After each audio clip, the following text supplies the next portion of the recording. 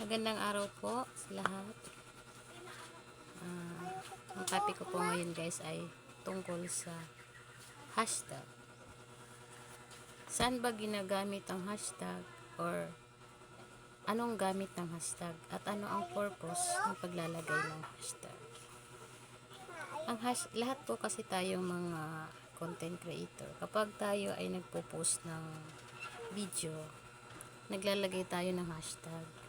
Kasi para pag may hashtag tayo, madali siyang makita ng ibang o ng mga taong naghahanap ng halimbawa hashtag how to cook, ganyan. Halimbawa nagluluto ka, tapos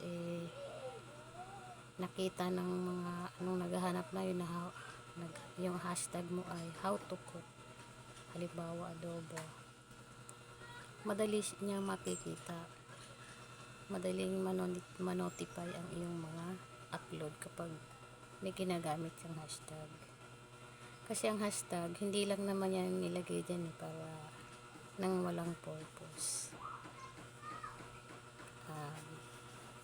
Marami po ang gamit din ng hashtag. Halimbawa, ang content mo ay tungkol sa tutorial, yung ilalagay mo hashtag tutorial.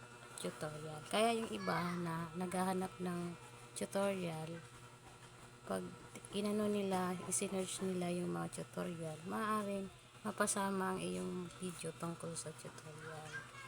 Yun po guys ang gamit ng hashtag. Kaya kung halimbawa maglalagay kayo ng hashtag, kailangan related po doon sa video nyo para hindi kayo nagsisinungaling doon sa nilagay nyong hashtag. Halimbawa, ilagay nyong hashtag ay tungkol sa pagre-reels. Yan. Yung iba, yung naghahanap ng gustong manood sa reels, yun, maaari nilang makita ang iyong mga video. Halimbawa din naman, hashtag FB. Gusto lang nilang manood sa FB. Yun, makikita nila ang iyong mga video.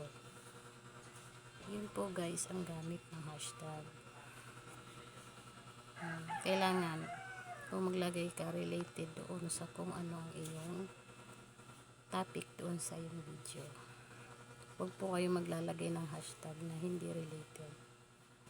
Yun lamang guys. Thank you for watching. Kung nagustuhan niyo po ito, pwede po ninyong i-share. Thank you sa panonood.